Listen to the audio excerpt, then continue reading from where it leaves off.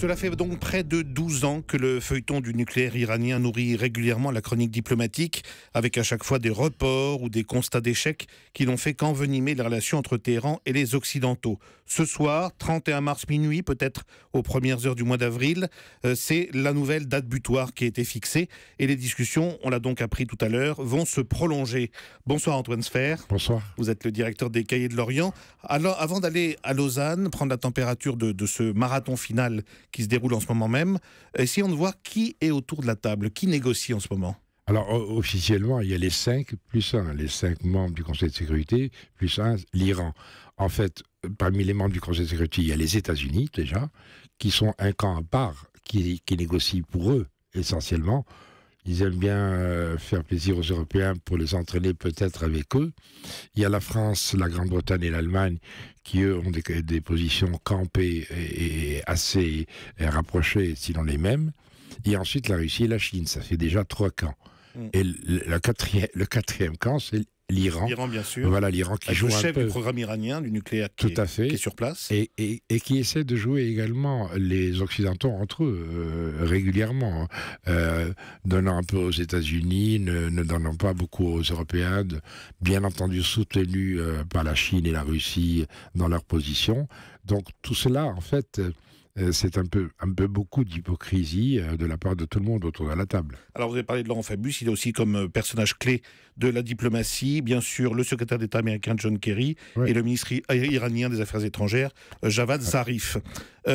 Arthur Mbaché, on vous retrouve dans ce grand hôtel de Lausanne, donc sur les bords du lac Léman, où vous êtes avec de nombreux confrères du monde entier depuis plusieurs jours en veille.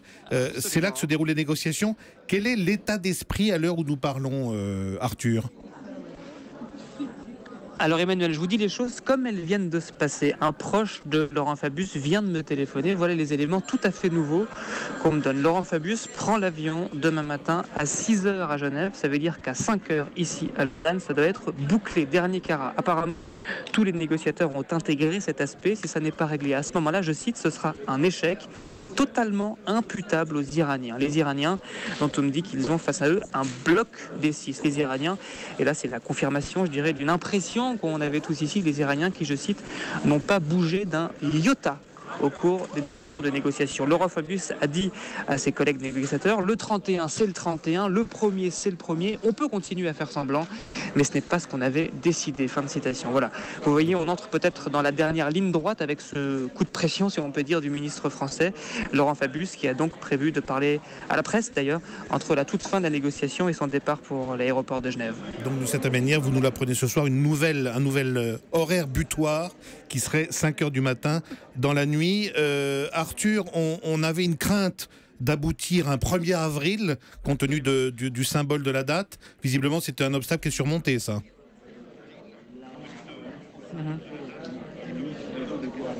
Absolument. Bon, pour tout vous dire, c'était plutôt une plaisanterie ici dans la grande salle de presse du Palace au bord du lac Léman. Merci beaucoup Arthur Mbaché. Vous suivez ces négociations, ce marathon nocturne pour nous sur les bords du lac Léman à Lausanne.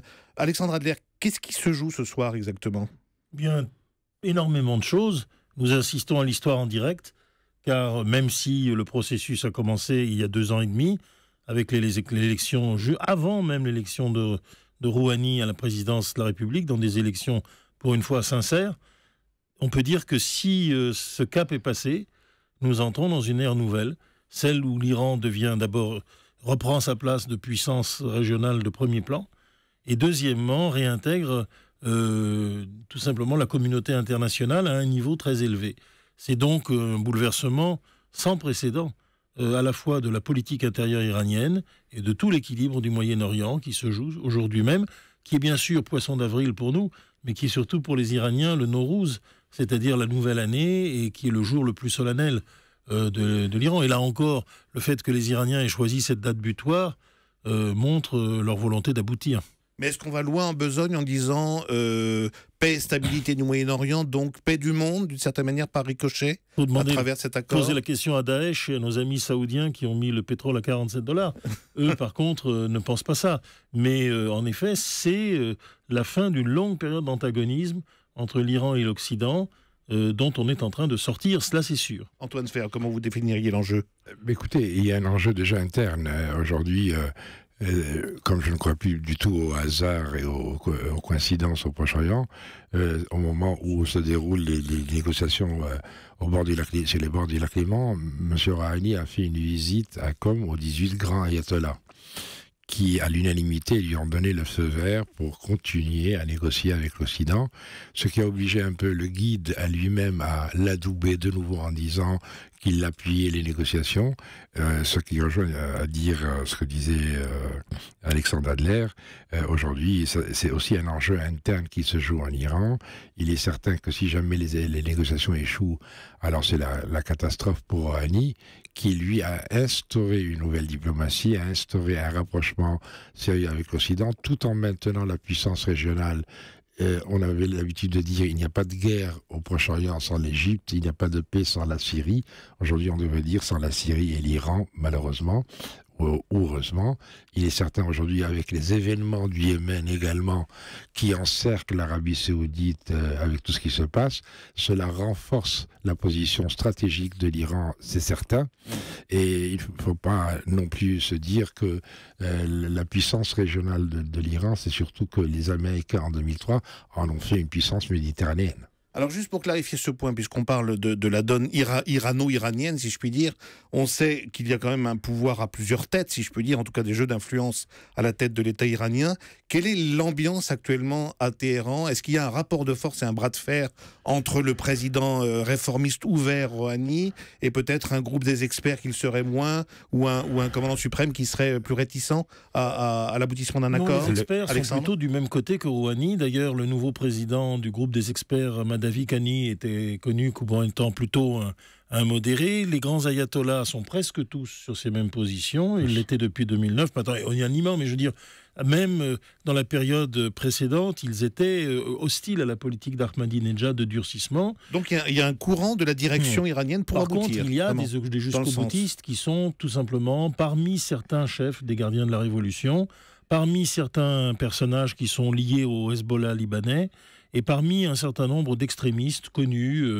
Mais ceci, aujourd'hui, même Khamenei n'est pas prêt à les jouer, car il a envoyé une lettre, un amendement où il explique que désormais il faut se réconcilier avec les États-Unis. Il est résigné, depuis l'élection de Rouhani, qu'il a favorisé, à un compromis de ce genre. Évidemment, il a peur du dérapage, c'est sûr. Il ne veut pas être le Gorbatchev du régime iranien, et on verra bien. Mais ça ne va pas plus loin pour l'instant. Il n'y a pas aujourd'hui une offensive des conservateurs aussi puissante qu'elle a eu lieu par le passé. Il y a quelques années. Éric Le Boucher, je me tourne vers vous parce que ça fait donc des années que Téhéran est soumis à un embargo, à des sanctions internationales. On imagine que la population iranienne, elle aussi, a besoin d'air.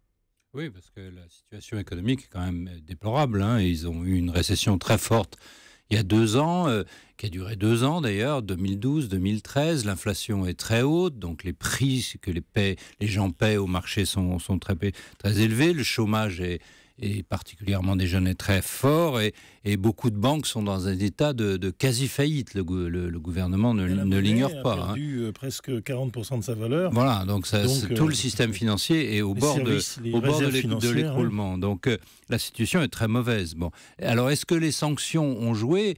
Là-dessus, les économistes s'interrogent depuis toujours sur la portée des sanctions, sur l'Afrique du Sud, sur Cuba, sur la Russie actuellement. On voit bien que les sanctions n'apportent que au premier abord, au début, pas grand-chose. En fait, je crois que si, ça s'est ajouté petit à petit. Même si les Iraniens ont été assez habiles et ils ont multiplié leurs exportations non pétrolières, elles ont été multipliées par 3, et en particulier en direction de l'Asie depuis 2006. Donc, ils se sont bien débrouillés, les Iraniens. Mais enfin, quand même, les sanctions mordent, elles font mal. Et puis surtout... financières. Voilà. Qui ont fait en sorte que l'Iran aujourd'hui avait du mal aussi à pouvoir transférer de l'argent, à pouvoir être traité avec les banques, etc. Voilà, parce que tous les avoirs ont été gelés comme ça, comme toujours par les Américains aujourd'hui quand il y a des sanctions. Donc je crois que la population, ça a joué, je pense, très nettement dans l'élection présidentielle il y a 2 ans. et ça continue de peser dans le même sens. C'est-à-dire que les gens veulent un changement, une ouverture politique, et veulent des emplois, comme dans tous les pays. Si je peux me permettre... Justement, Éric, pour compléter, on se posait la question il y a quelques semaines, quand on a parlé du dégel et de la détente entre Cuba et les États-Unis, en cas de levée des sanctions, de décision d'une levée des sanctions internationales, le processus est très rapide, on lève les sanctions. Ça dépend si elles seront levées, ça dépend comment elles seront levées. C'est un des sujets de discussion ce soir à Genève. C'est conditionné au à Lausanne. Compromis. Absolument, c'est ça. Plus on les lève vite, plus Rouhani sera content. Ça, c'est évident. Et notamment en matière pétrolière, puisqu'ils ont sous le pied beaucoup de réserves qui n'ont pas été vendues. Ils peuvent les vendre. Ça aura d'ailleurs un effet négatif sur le prix du pétrole. Donc, il faudra qu'ils soient assez habiles pour ne pas arroser trop le marché. Mais enfin, ça leur redonnera des ressources dont ils manquent furieusement. Il ne faut pas oublier une chose aussi, c'est que l'Iran, si les négociations échouent, l'Iran peut-être souffrira certainement de cet échec, mais on oublie souvent aussi la puissance de nuisance de l'Iran dans toute la région. Aussi bien au Yémen, aussi bien au Liban, aussi bien en Syrie, bien entendu, mais également, n'oublions pas les pays qui sont sur la Caspienne, là où l'Iran aussi a une diplomatie particulière. Mais est-ce que vous pensez qu'il y a une discussion diplomatique parallèle sur ces points que vous évoquez en ce moment avec je ne pense pas. Elle a déjà eu lieu avant. Je ne pense pas, je constate et j'en tire des conclusions. Alors de quoi pourrait être fait ? Ce que je pense quand même, c'est qu'il y a un rapprochement avec les États-Unis qui est extrêmement symptomatique. Quand on voit par exemple que l'aviation iranienne bombarde le territoire de Daesh, c'est impossible sans concertation avec les États-Unis et les forces de l'OTAN, parce que sinon les avions risqueraient de s'entrechoquer, il y aurait des tas d'incidents. Mais visiblement, la coordination est déjà là. Lorsque je vois, par exemple, la déclaration de Kerry sur la Syrie en disant qu'il ne faut plus maintenant gêner Bachar Assad, c'est l'aboutissement d'un compromis avec l'Iran. Et de la même manière, il y a plusieurs autres cas où l'on voit les Iraniens, par exemple, freiner le Hezbollah après les incidents qui ont eu lieu avec Israël, et donner des consignes de prudence à leurs amis libanais. Pour aller dans le même sens qu'Alexandre, il suffit de lire la presse iranienne. Aujourd'hui, vous avez des placards publicitaires de General Motors qui prennent la moitié des pages et qui disent « We are back ». Nous sommes de retour. C'est quand même affolant. Alors, pour revenir à ce dossier du nucléaire iranien, qu'est-ce qu'on peut espérer comme contenu du compromis cette nuit ? Antoine, vous parliez tout à l'heure des centrifugeuses, la question de la transparence, des visites. Tout à fait. C'est les deux choses essentielles. C'est les deux points qui restent. Tout le reste a été résolu, il faut le dire quand même. 2/3 des questions qui étaient discutées ont été plus à peu éliminées, et on se concentre maintenant... Je dis, c'est tout à fait la négociation au bazar sur 2 points qui accrochent et qui sont l'un et l'autre assez possibles, possible de résoudre.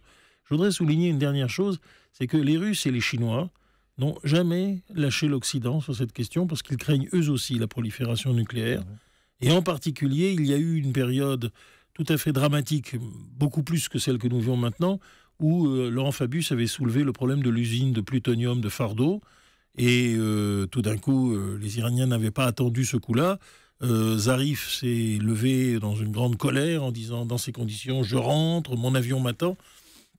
Et là, le délégué chinois, très à la chinoise, a dit « Mais, cher monsieur Zarif, je vous conseille plutôt de rester assis, de ne pas vous dépêcher, parce qu'il faut vraiment bien que vous mesuriez ce que vous faites. » Et donc, la Chine, discrètement, et les Russes, même, malgré les difficultés actuelles avec l'Ukraine, n'ont pas du tout lâché le front commun. Ce qui veut dire en gros que les 5 membres permanents du Conseil de sécurité qui sont là-bas représentés, plus l'Allemagne, sont assez unanimes dans leur démarche et dans leur discours vis-à-vis de Téhéran. Ils ne sont absolument pas prêtés au jeu de Téhéran qui consistait à les séparer les uns des autres. Ça a été la grande déception. Bien entendu, tout le monde sait que les Iraniens et les Russes sont plus proches que les Occidentaux et les Russes.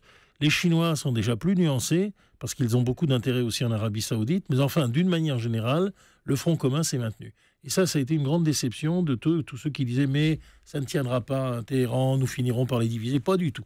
Ils n'ont divisé personne. Ils sont dans la faillite économique. Les sanctions saoudiennes, amenant le pétrole à $47, partant de 120 quand même, sont peut-être plus efficaces encore que les sanctions occidentales. Ouais. Le résultat général, c'est que nous sommes arrivés à une situation finalement optimale. Alexandre et Antoine, encore un point sur la question de la transparence. Est-ce que les Iraniens peuvent poser des conditions sur le nombre d'années durant lesquelles se feront les visites ? C'est la discussion. La discussion porte sur le nombre d'années éventuellement. Entre 10 et 15 ans, voilà qui serait accordé. pour le moment. Mais cela dit, il ne faut pas oublier, contrairement à ce que dit Alexandre Adler, il ne faut pas oublier aussi que malgré toutes les redemontades de l'Arabie Saoudite et surtout les bombardements aériens, il n'y a pas eu de résultat encore sur le terrain, loin de là. Il ne faut pas oublier aussi qu'aujourd'hui, ils peuvent utiliser encore des mercenaires, entre guillemets, du Hezbollah qu'ils peuvent envoyer au Yémen, et on en parle, bien entendu, ces quelques jours-là, et avec les forces spéciales notamment. Il ne faut pas oublier enfin que la puissance de nuisance en Iran est encore plus dangereuse pour l'Arabie Saoudite et pour les pays de la région qu'elle n'est bien entendu pour les pays occidentaux. Et c'est bien pourquoi la Chine et la Russie jouent avec des pincettes les médiateurs entre les Occidentaux et le Front commun et l'Iran. Et c'est bien pour ça qu'aujourd'hui, avec ce que vous avez dit concernant les États-Unis, on assiste vraiment à une sorte d'avancée sérieuse aujourd'hui concernant le compromis auquel qu'ils cherchent à avoir. Dernier mot, parce qu'on sait que la psychologie, ça compte aussi dans la diplomatie et dans les négociations. Est-ce qu'on peut dire aujourd'hui qu'il y a un retour de confiance entre Hassan Rouhani, notamment la direction iranienne, et les interlocuteurs occidentaux, John Kerry, Laurent Fabius? Ils ne sont pas allés si vite, quand même. Non, mais de quel ordre est la relation entre eux? Les Américains pensent... Est-ce que la méfiance de ces dernières décennies est perdue? Quand je dis les Américains, c'est la CIA, c'est pas Obama et c'est pas le Washington Post. Ils pensent qu'une occasion qui aurait été optimale a été ratée avec Khatami, lorsque celui-ci a gagné des élections libres pour la première fois en 1998. 16. Et que 96, oui. Bon, en tout cas, ils les ont laissés finalement. Ils ont passé ce moment-là. Ensuite, Khatami a été petit à petit étouffé, entouré, et c'était trop tard. Et depuis maintenant des années, les analystes américains sérieux concordent sur le fait qu'il ne faut pas recommencer. Et qu'il fallait donner tout de suite à Rouhani l'oxygène dont il avait besoin. Ça l'a été fait. C'est la raison pour laquelle, malgré toutes les péripéties, quelque chose déjà de très important s'est déclenché. Et en plus, bien entendu, vous savez combien la communauté iranienne est puissante aux États-Unis. Elle a acheté déjà des appartements à Téhéran en grand stéris. C'est tout de même pas les indices d'une nouvelle guerre froide.